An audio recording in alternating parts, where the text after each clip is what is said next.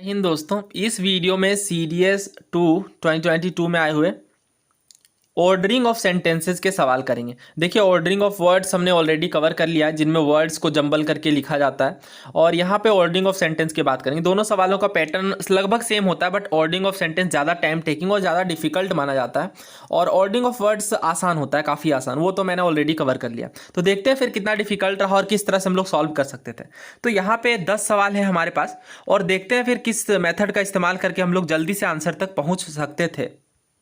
एक बात मैं आपको और बता दूं, जब मैं ये क्वेश्चन पेपर देख रहा हूँ तो एक चीज़ मेरे माइंड में यहाँ पे आई, जिसमें यहाँ पे जो पहला क्वेश्चन है ये काफ़ी ज़्यादा कंफ्यूजिंग है बाकी 9 के मुकाबले। बाकी 9 काफ़ी सरल है, तो ये इसलिए देखिए बहुत बार ये होता है पहला क्वेश्चन जानबूझ के कंफ्यूजिंग दिया जाता है, क्योंकि आप यहाँ पे 4 से 5 मिनट अपने खराब कर लें। 1.5 से 2 मिनट वाले सवाल में या 1 मिनट जिनमें आपको लगना था उसमें आप 4 से 5 मिनट खराब कर ले, ताकि आपके पास लास्ट में समय की कमी हो। तो बिल्कुल भी आपको कोशिश रहना है, जब आपको लगने लगे 2 मिनट जहाँ पे हुआ 3 मिनट हुआ तो तुरंत स्किप करके आगे बढ़िए, क्योंकि हमारे पास बहुत सारे क्वेश्चंस होते हैं करने को। तो नाउ देखिए, ये बात करते हैं हम। सबसे पहले हमें 6 सेंटेंसेस यहाँ पे हैं, जिसमें से पहला और लास्ट का दे दिया गया है, बस हमें बीच के 4 चुनने हैं। तो ये ना हमेशा लिंक करके चलेंगे हम लोग। पहले अगर लास्ट वाले सेंटेंस से पहले वाला सेंटेंस का अर्थ मेल खाता है तो मोस्ट प्रोबेबली वही आंसर होगा। तो देखिए यहाँ पे क्या बताया जा रहा है इस वन में, a licensee who wants to surrender his licence shall apply in form 10 to the licensing officer. यानी कहा जा रहा है एक लाइसेंसी है जो कि अपने लाइसेंस को सरेंडर करना चाहता है, जो कि फॉर्म एक्स में अप्लाई होगा, किसी के साथ, लाइसेंसिंग ऑफिसर के साथ। तो यहाँ पे देखिए इसके बाद हमें चुनना है PQRS में। तो सबसे पहले मैंने आपको बताया है कि ऑप्शन में जाना है। ऑप्शन में अगर आप देखें तो S 3 में है, यानी इन्हीं 3 में से मेरा आंसर होगा। मोर देन 90% चांसेस हैं ऐसा होने के। इसके बाद अगर आप फिर ध्यान से ऑप्शन देखें तो S के बाद Q 2 में देखने को मिलता है। तो चेक करेंगे हम लोग C और D को। देखिए ये चीज़ कंफर्म नहीं है 100% की होगी, but more than 80 to 90% chances है। और हमें चेक करने में क्या है, सबसे पहले हम लोग C और D में ही चेक करेंगे उसके बाद, क्योंकि यहाँ पे अगर आप देखें तो 2 लेटर्स यहाँ पे पहले SQ के मैच खा रहे हैं। तो यहाँ पे देखिए एस में क्या बात की जा रही है, the application shall be accompanied by declaration of a stock in form 5। यानी फॉर्म 5 में क्या होगा, एप्लीकेशन के साथ एक डिक्लेरेशन भी शामिल होगा। कंपनी का मतलब होता है साथ होना।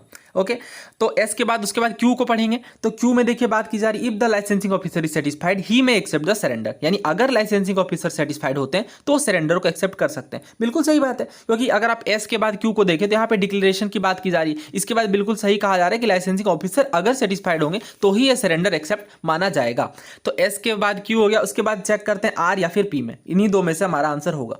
तो अगर मैं आर को यहाँ पे देखूं, the licence shall be deemed to have been terminated from the date of such acceptance. यानी जो लाइसेंस है उसे टर्मिनेटेड माना जाएगा, यानी खत्म माना जाएगा इस डेट के एक्सेप्टेंस के साथ ही। यानी जब एक्सेप्ट कर लिया जाएगा लाइसेंसिंग ऑफिसर के द्वारा तो ये क्या माना जाएगा, टर्मिनेटेड। तो अगर आप ध्यान से देखें तो क्यू के बाद आर का लिंक बन रहा है, क्योंकि यहाँ पे बोला गया था कि अगर ये सेटिस्फाइड होते हैं तो सरेंडर होगा, तो ये सरेंडर को एक्सेप्ट कर सकते हैं। लेकिन यहाँ पे आगे बात की जा रही इस एक्सेप्टेंस के बाद ये टर्मिनेट हो जाएगा। तो अब देख रहे हैं बिल्कुल सही लिंक बनाया गया। पहले बात की जा रही है कि सेटिस्फाई होंगे या नहीं, यस और नो, और इसके बाद बात की जा रही है कि अगर सेटिस्फाई होते हैं तो क्या माना जाएगा, टर्मिनेटेड माना जाएगा। तो इस तरह से चीज़ों को सोचना पड़ता है।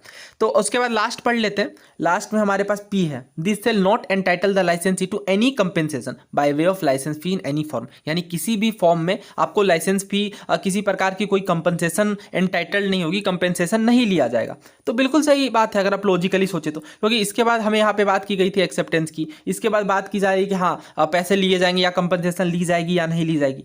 ठीक है, लास्ट का पढ़ लेते हैं। The licensee who has surrendered his licence shall be allowed to sell the antiquities declared to another licence और or recognised museum in India. यानी जो लाइसेंसी है, जो कि जिसने अपने लाइसेंस को सरेंडर किया है, वो एलो होंगे, उन्हें अनुमति होगी अपने एंटीक्विटीज को डिक्लेयर करने की दूसरे लाइसेंसी के साथ, दूसरे लाइसेंसी को एज और या फिर वो रिकॉग्नाइज्ड म्यूजियम में भी अपने एंटीक्विटीज को डिक्लेयर कर सकते हैं।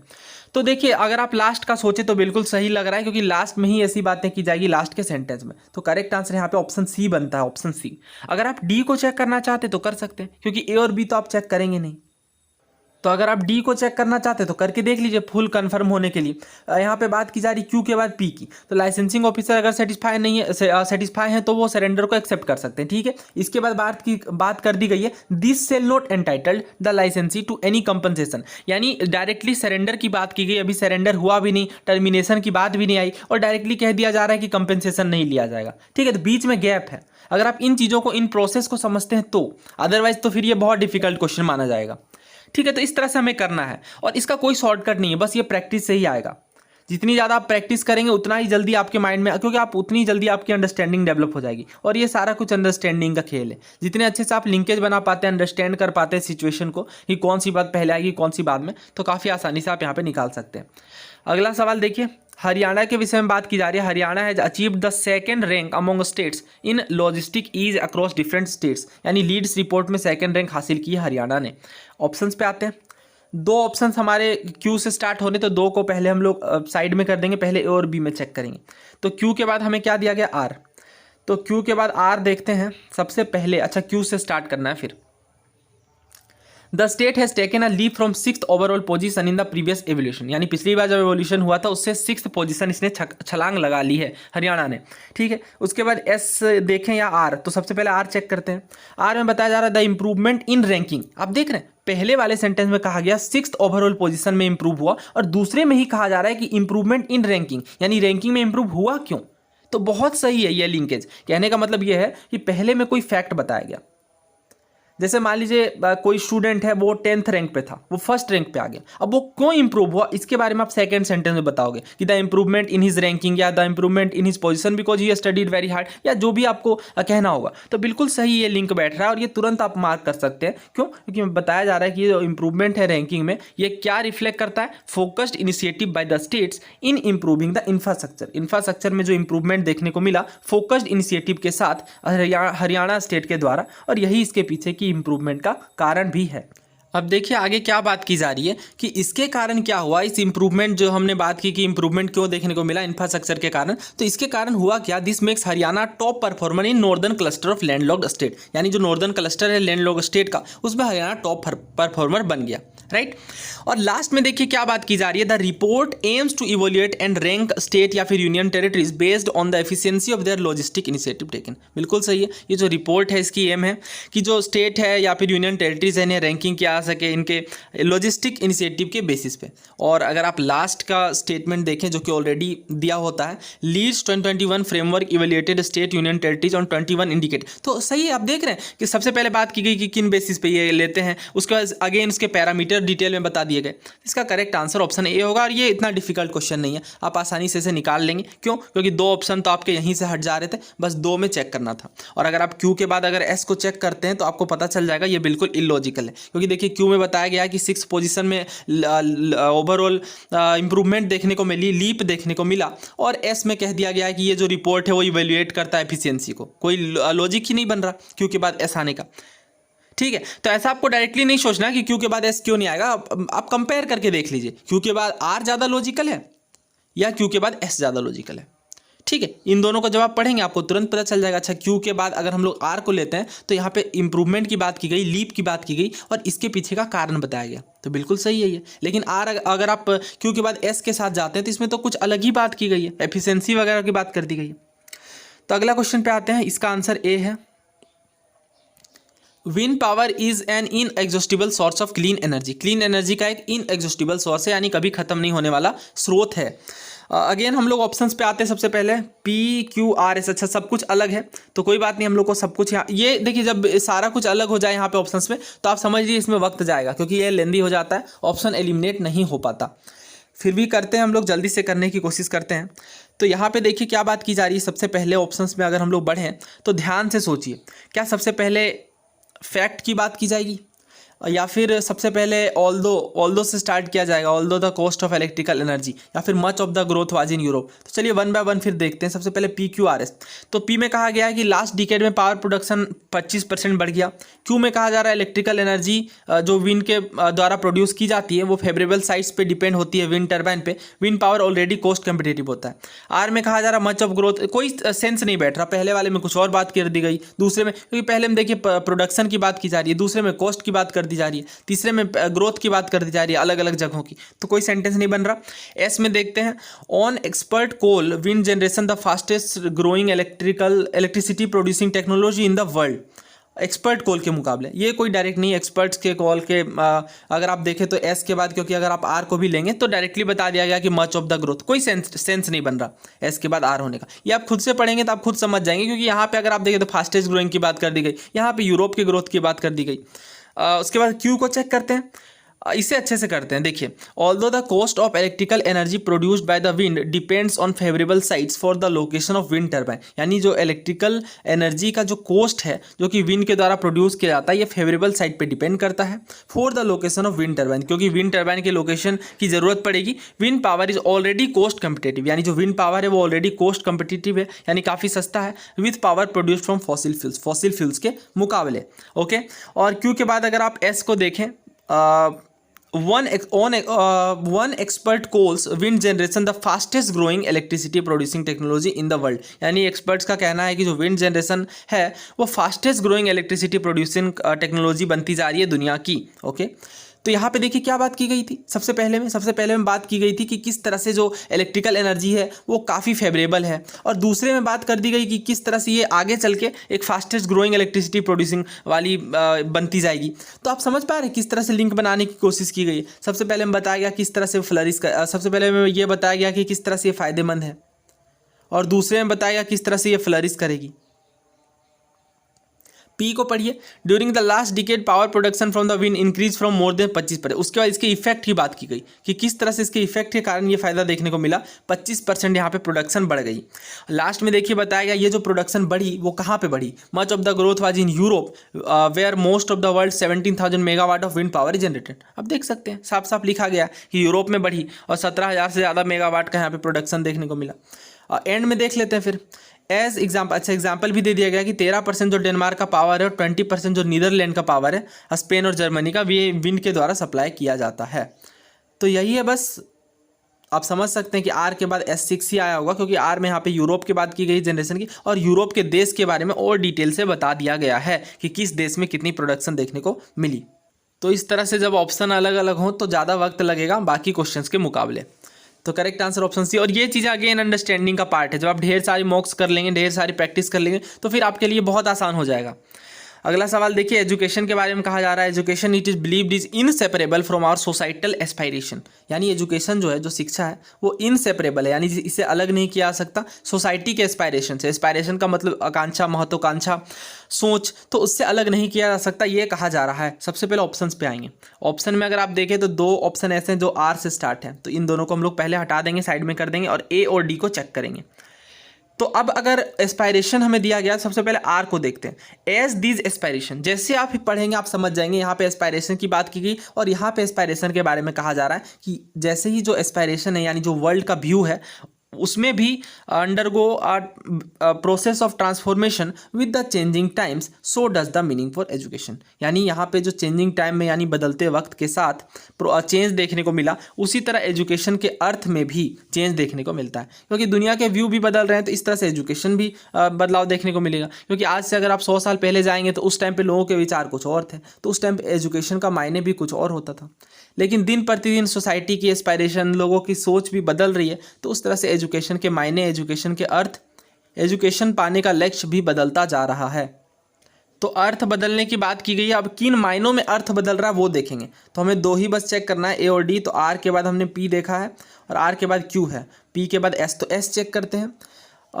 सबसे पहले पी ना होके, education as many would argue was for realisation of the ultimate end the absolute, यानी जो एजुकेशन है, बहुत लोग आर्ग्यू करेंगे कि क्या है कि रियलाइजेशन था, वर्ड पे फोकस करिए, रियलाइजेशन था, किस चीज़ का रियलाइजेशन था, अल्टीमेट का और एब्सोल्यूट का। ओके, अल्टीमेट का मतलब फाइनल गोल क्या होगा लाइफ का, इस तरह की बात है, और एब्सोल्यूट क्या है, इन चीज़ों का रियलाइजेशन था। ओके, और इसके बाद अगर आप देखें पी के बाद एस, तो एस में देखिए क्या कहा जा रहा है, इट वाज टू, वाज पे फोकस करिए, ये एक ओवरकम करने का माध्यम था। क्या ओवरकम करने का, जो एग्जिस्टेंस की फाइनाइटनेस है, जैसे अर्थली टेम्पटेशन हो गई, जो अर्थ के अंदर जो टेम्पटेशन है, टेम्पटेशन का मतलब आप समझते हैं ना, जो लोलुप की चीज़ें हैं और जो डिजायर्स है, जो इच्छाएं हैं, इन चीज़ों को ओवरकम करने का, ओवरकम का मतलब आपको पता है, तो ओवरकम करने का माध्यम था। ओके, वाज पे फोकस करना है। इसके बाद देखिए एस के बाद क्यू, क्यू में अगर आप देखें तो in ancient time for example there was a distinctive spiritual meaning associated with education, यानी अगर आप प्राचीन समय में देखें उदाहरण के तौर पे, तो एक डिस्टिंक्टिव यानी अलग से एक स्पिरिचुअल मीनिंग होती थी जो कि एजुकेशन के साथ जुड़ी हुई थी। और अगर आप S6 में देखें, but for a modern technical mind this प्रीऑक्यूपेशन with supreme spiritual knowledge may not hold such fascination, लेकिन आज के डेट में मॉडर्न टेक्निकल माइंड में ये जो सुप्रीम स्पिरिचुअल नॉलेज की बात है, ये कोई फैसिनेशन को नहीं होल्ड करती। तो आप देख रहे हैं बिल्कुल सबसे पहले एंशिएंट की बात की गई, सोसाइटी के एस्पायरेशन की बात की गई, ओके। फिर इस एस्पायरेशन में बदलाव की बात की गई, किस तरह से यहाँ पे बदलाव देखने को मिल रहा है। इसके बाद क्या बात की गई, आर के बाद पी में बात की गई किस तरह से अल्टीमेट और एब्सोल्यूट का माध्यम माना जाता था एजुकेशन को, कि फाइनली हम लोगों की जो अल्टीमेट गोल है वो क्या है। इसके बाद पी के बाद एस देखें तो ओवरकम करने की बात थी, किस तरह से टेम्पटेशन को ओवरकम करना है। उसके बाद एंशिएंट टाइम की बात की गई, किस तरह से यहाँ पे जो एजुकेशन का मायने था वो कुछ और था। इसके बाद आज के डेट की बात की जा रही है कि टेक्निकल माइंड में किस तरह से जो स्पिरिचुअल नॉलेज है इसे इग्नोर किया जा रहा है और ये कोई तरह का फैसिनेशन नहीं रखता है। तो करेक्ट आंसर यहाँ पे होगा ऑप्शन ए। अगर आप आर के साथ क्यू को भी चेक करेंगे तो आपको कोई लॉजिक बनता हुआ नहीं दिखेगा। आर में कहा गया है सोसाइटी के एस्पायरेशन में बदलाव की और क्यू में कह दिया गया एंशिएंट टाइम की, तो डायरेक्टली जंप कर दिया गया है। तो करेक्ट आंसर यहाँ पे ऑप्शन ए है। तो इस तरह से जब आप सोचेंगे, हालांकि ये बहुत ज़्यादा टाइम टेकिंग होता है, 2 मिनट तो मिनिमम लग ही जाने हैं। अगर आप नेक्स्ट क्वेश्चन देखिए, अगेन ये थोड़ा ट्रिकी और डिफिकल्ट क्वेश्चन है। यहाँ पे देखिए कहा जा रहा है he registered colonial education not just because it came from the west, यानी उसने कॉलोनियल एजुकेशन का विरोध किया सिर्फ इसलिए नहीं कि ये वेस्ट से आती है। यहाँ पे अगर आप ऑप्शन देखें तो पी, एस, फिर पी, फिर क्यू।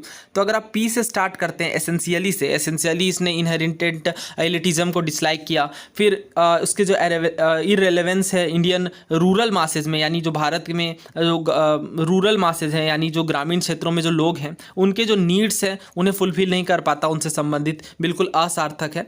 तो इसके बाद अगर आप आर पे जाएंगे, इसके बाद प्रोफाउंड पेडागोजिक सेंसिटिविटी की बात की गई कि वो अपने विचारों से, अपनी सेंसिटिविटी से सोच सकता है कि किस तरह से कॉलोनियल एजुकेशन इसे डैमेज करेगी। लेकिन इन दोनों में कोई खास संबंध नहीं बनता, क्योंकि फर्स्ट वाले में बात की गई मासेज के ऊपर, दूसरे में बात कर दी गई है कि डैमेजिंग इफेक्ट के ऊपर। तो दो अलग अलग बातें हैं। अगर आप लिंक करना चाहते थे यहाँ पे बी से आप जा सकते हैं। बी को अगर आप देखें, सबसे पहले यहाँ पे कहा गया है कि उसने कॉलोनियल एजुकेशन का विरोध किया इसलिए नहीं कि वेस्ट से आती है, बल्कि उसे ये भी लगता है कि इंग्लिश ने अपने देश को उसे स्ट्रेंजर बना दिया है। तो बिल्कुल सटीक लिंक बैठ रहा है। सबसे पहले में बताया जा रहा है कि वो कॉलोनियल एजुकेशन को रजिस्ट करता है, इसलिए नहीं कि वेस्ट से आती है, बल्कि इसलिए भी ही ऑल्सो फेल्ट दैट। तो आप देख रहे, पहले में बोला जा रहा है कि नहीं वो इस वजह से नहीं पसंद करता कि सिर्फ ये वेस्ट से आती है, ठीक है, बल्कि दूसरे में रीज़न बताया गया कि बल्कि उसे ऐसा भी लगता है कि इंग्लिश ने उसे अपने ही देश में स्ट्रेंजर बना दिया। अब कैसे स्ट्रेंजर बना दिया, ठीक है, कैसे वाला सवाल आना चाहिए। तो ऑप्शन बी को देखिए, एस के बाद क्यू दिया गया, तो क्यू को पढ़िए। For example, it was difficult for him to accept English as the medium of instruction because he felt that it has created a permanent bar between the highly educated few and uneducated many. यानी example के तौर पे उसके लिए accept करना मुश्किल था, क्योंकि इंग्लिश को एक ऐसे मीडियम ऑफ इंस्ट्रक्शन का रूप बना दिया गया जो एक परमानेंट बार का काम करेगा एजुकेटेड पीपल के बीच और अनएजुकेटेड पीपल के बीच। तो अब देख रहे हैं किस तरह से एस को क्यों जस्टिफाई कर रहा है। बिल्कुल सही एग्जांपल की बात की जा रही है। यहाँ पे तो पहले बताया गया स्ट्रेंजर बनाया है। क्यों स्ट्रेंजर बना दिया गया, क्योंकि यहाँ पे बार क्रिएट कर दिया गया एजुकेटेड और अनएजुकेटेड के बीच। आगे पढ़ लेते हैं, ऑप्शन बी के अकॉर्डिंग हम लोग चल रहे हैं। लास्ट में कहा गया आर, आर का मतलब मोर ओवर, मोर ओवर का मतलब इसके अतिरिक्त, इसके अलावा भी, with his profound pedagogic sensitivity he could see the damaging effect of education, education के डैमेजिंग इफेक्ट को भी वो देख सकता है। और लास्ट में बात की गई है कि बिसाइड्स, ये तो ऑलरेडी दिया हुआ होता है, besides with this kind of education one could not appreciate the dignity of manual labour. यानी इस तरह के एजुकेशन सिस्टम के बाद कोई मैनुअल लेबर यानी जो हाथ से काम करने वाले लोगों की गरिमा है उसे अप्रिशिएट नहीं कर सकता। तो सही लग रहा है ये ऑप्शन बी बाकी ऑप्शंस के मुकाबले। I know it is very very difficult, क्योंकि अगर आप देखें तो ये मॉडरेट टू हार्ड लेवल का होता है और इसे करना बहुत ज़्यादा टाइम टेकिंग होता है। इसलिए मैं आपको रिकमेंड करूंगा कि इस तरह के क्वेश्चंस में जब आपके आंसर निकलने में देरी हो तो आप तुरंत अगले सवाल की ओर बढ़ जाएं, क्योंकि सभी क्वेश्चन इक्वल मार्क्स के होते हैं। ऐसा ना हो कि डिफिकल्ट क्वेश्चन को बनाने के चक्कर में ईजी वाले छूट जाएं, क्योंकि ये कोई भी पर्सन यहाँ पे सॉल्व करेगा तो मिनिमम उसको 2 से 2.5 मिनट लगने ही हैं। डिपेंड करता है क्वेश्चन पर। अगर क्वेश्चन में 2 बार सेम ऑप्शन दे दिए गए हैं तो थोड़ी आसानी हो सकती है, अदरवाइज फिर यहाँ पे टाइम टेकिंग प्रोसेस ये होता है। तो बहुत सारे सवालों में अगर आप देखें तो ऑप्शंस भी अलग अलग दिए गए हैं, ठीक है। तो जानबूझ के इस सेक्शन को टफ बनाया जाता है और ये बिल्कुल ऑब्वियस बात है, कुछ सेक्शन को टफ तो कुछ सेक्शन को ईजी किया जाता है। तो आई होप यहाँ पे 5 ही क्वेश्चन करते हैं, नेक्स्ट वीडियो में बाकी के 5 क्वेश्चन कर लेंगे। तो आई होप आपको कुछ इंसाइट्स मिले होंगे कि किस तरह से, जैसे यहाँ पे ऑप्शंस में अगर सेम रहे तो उसे पहले देखना है, या किस तरह से फर्स्ट सेंटेंस को सेकंड सेंटेंस से लिंक करना है। इस तरह की बातें आपको सीखने को मिली होंगी। अगर आप इसका नेक्स्ट पार्ट चाहते हैं तो आप कॉमेंट बॉक्स में लिख सकते हैं, और अगर आपका कोई सुझाव है, अगर आपका कोई सजेशन है, वो भी आप कॉमेंट बॉक्स